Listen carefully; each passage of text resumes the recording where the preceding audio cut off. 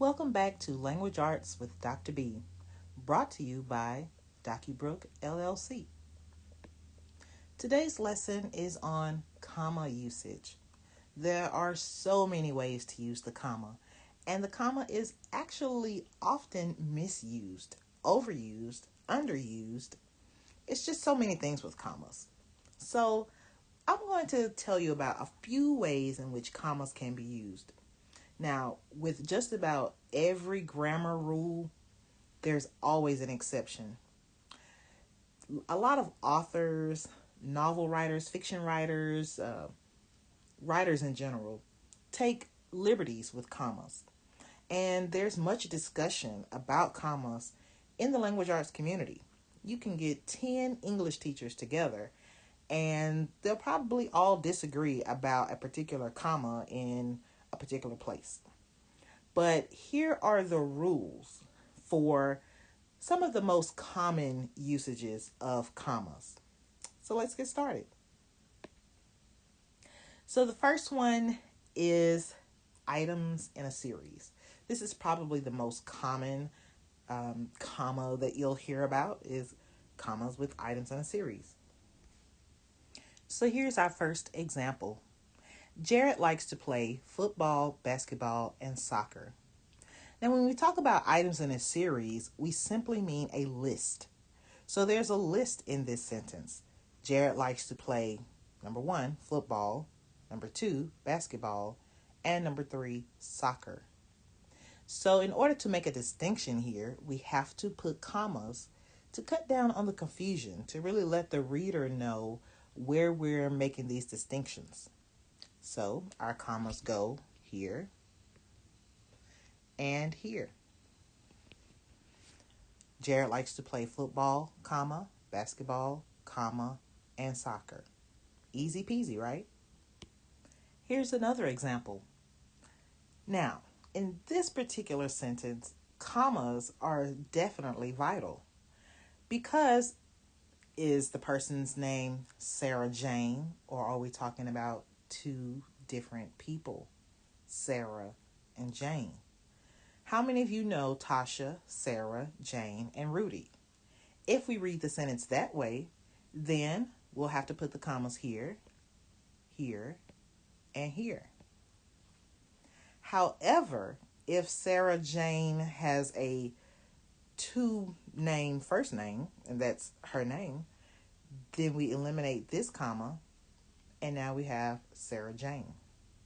So the comma is really, really important in this particular situation to let the reader know, is it Sarah, is it Jane, or is it Sarah Jane? All right, now here's one for you to try. The boys took their books, bags, and tennis shoes to the car. Pause this video so that you can place the commas where they need to be. And then I'll come back and give you the answers. Okay, I hope you didn't cheat. So here are the answers. The boys took their books, comma, bags, comma, and tennis shoes to the car. Hope you got that right. All right, here's another way to use those commas. Dates, salutations, and direct address. And did you notice this heading utilizes items in a series, and those commas in that items in a series topic? Okay, just wanted to make sure you noticed that. This one is pretty easy. You have a date with a month, date, and year. The comma goes right after that date. Pretty simple. Now, a salutation is a greeting in a letter, like Dear Mom. If you're writing to a friend or someone that you're familiar with, your teacher perhaps, then you simply put a comma after the person's name. Now, if you're writing to a business, a company, someone that you're not familiar with, that, it's definitely a business situation, and you're saying, Dear Mr. Smith, and you're writing a letter about something with your credit card, or, something about anything that's related to business, and you're not familiar with that person, then you would not use a comma. Instead, you would use a colon. A colon. Okay? But we won't get into colons today, but I just wanted to point that out, that not all salutations get a comma. In this example, we're talking about direct address. And this is simply where you're addressing a particular person to give them a command or, tell them to do something. So, for example, Tawanda, leave your shoes at the door. So I'm speaking directly to Tawanda and I'm telling her to do something. So in this case, we're going to put a comma right after the person's name. Now, that direct address could also be at the end of the sentence, as in this next example. Leave your shoes at the door, Tawanda. And therefore, the comma goes there. I'm directly addressing that individual. Okay, here's one for you to try. Dear Bob, it was September 3rd, 2012, when the team decided to put in hard work. Were you aware of that, Felicia? So, pause this presentation and figure out where the commas go. I'll come back with the answers. Okay, hopefully you didn't cheat, and so now here are the answers. Dear Bob, comma, because that's a salutation. It was September 3rd, comma, 2012, when the team decided to put in hard work. That's a date. Were you aware of that, Felicia? Now, we're not giving Felicia a command, but we're definitely directly addressing her. So therefore, a comma goes right there. All right. Was that easy? All right. On this page, we're going to be talking about using commas with conjunctions and conjunctive adverbs. So you might be saying, well, what are those things? Well, in this corner here, we have conjunctions. Conjunctions simply tie things together. Bob and Susie. Okay, so we've tied Bob and Susie together. But conjunctions do several things, and one of those things is tie two sentences together. So if you have two complete sentences joined by one of these conjunctions, then we're going to put a comma in front of the conjunction. Okay? The same or similar is true about conjunctive adverbs. Here are some conjunctive adverbs. Not an exhaustive list, of course. You can look up more by doing a little Google search, and you can find other conjunctive adverbs. These things also tie sentences together. So my favorite conjunctive adverb is however. I use it a lot.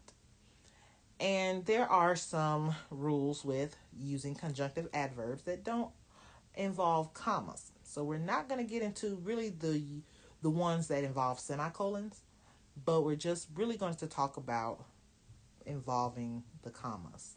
Okay? So, here's our first example.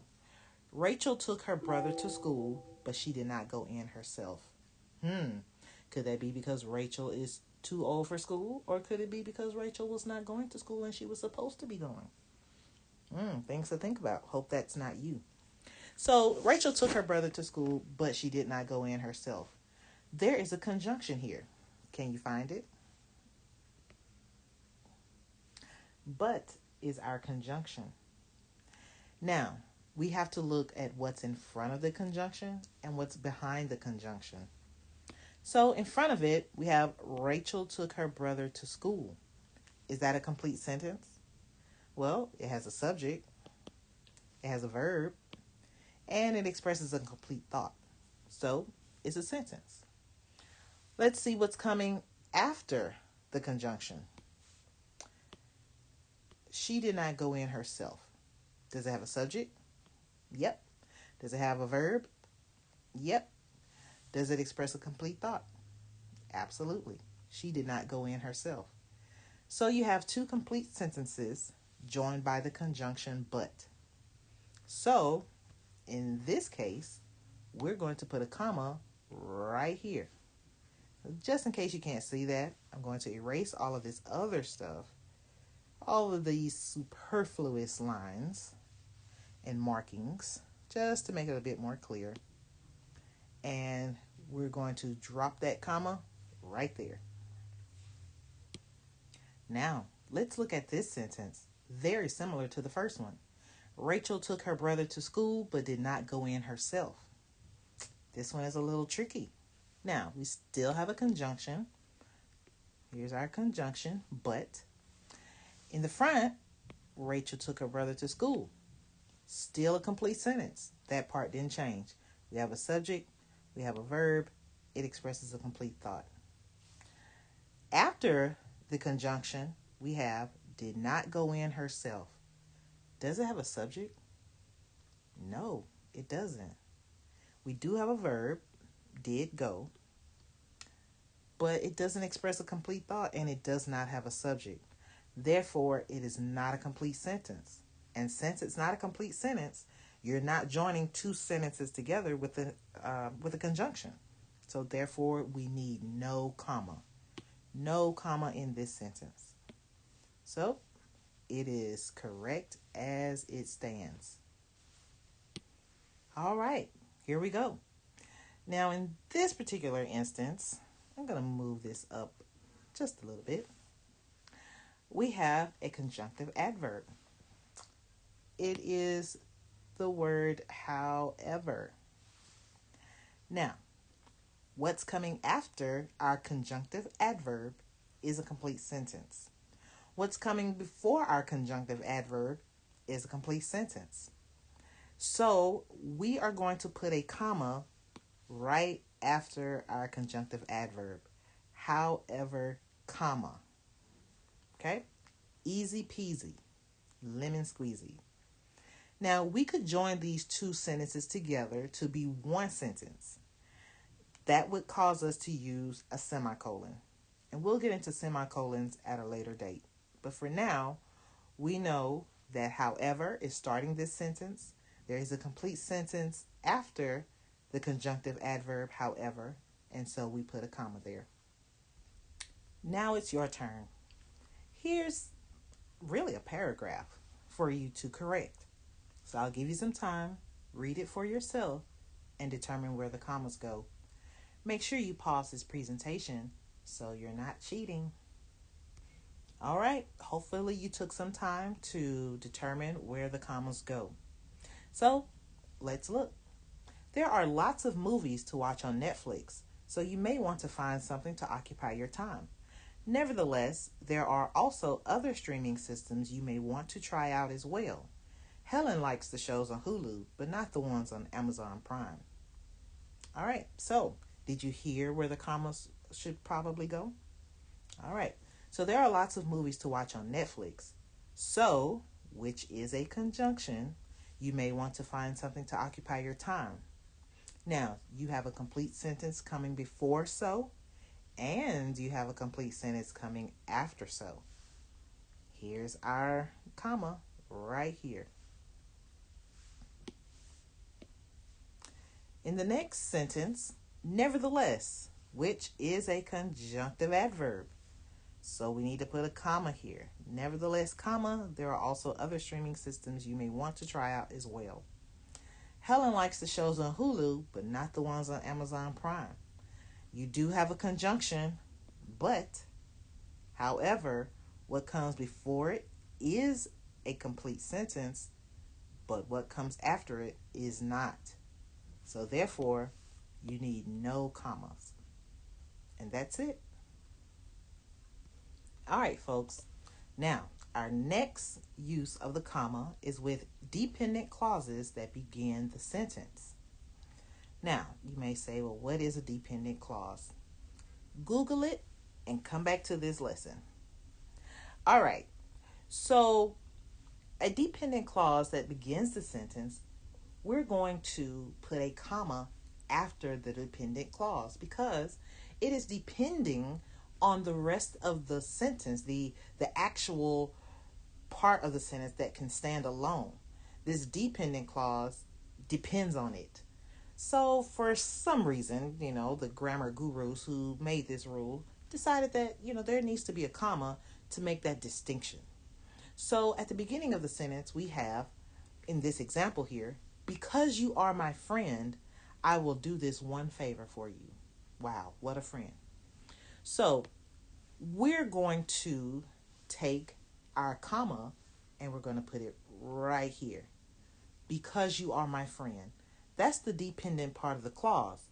It's beginning with because, and because is beginning the sentence, which is fine. We can begin a sentence with because. But I will do this one favor for you is the part of the sentence that can stand alone. It is a complete sentence all on its own. But the because you are my friend part, it's not a dependent, it's not, it cannot stand on its own. And it's at the beginning of the sentence. Now in the second example, that dependent clause is at the end of the sentence. And since it's at the end of the sentence, it's sort of tagging along. So it doesn't need a comma. I will do this one favor for you because you are my friend. There is no comma needed there. I don't care how many people tell you that you put a comma in front of because. That is incorrect. This sentence, the second sentence here, needs no comma. All right, so I've put some terms here that are often used in dependent clauses. Of course, this is not an exhaustive list, but sometimes when you see these particular terms, kind of signals that, hey, this is a dependent clause. All right, here's our next example. When you go to the store, buy me a box of crackers. Okay, so we see this word when, and it's starting our dependent clause, and it's starting the sentence. So we need to put a comma somewhere. So where do you think we should put it? Right there. Excellent. In the second one, the dependent clause is at the end of the sentence. So we don't need a comma. Easy peasy.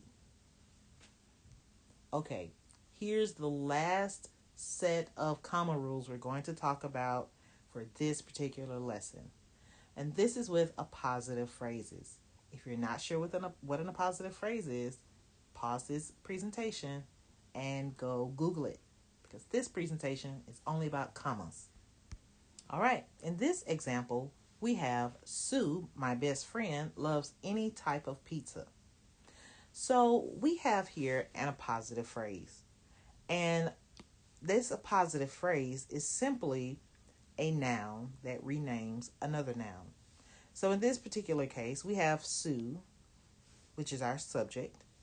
And we have another noun, my best friend. That's a noun phrase. That's renaming Sue. So Sue, comma, my best friend, comma, loves any type of pizza. We could actually lift this phrase out of the sentence and the sentence would still make sense. Sue loves any type of pizza.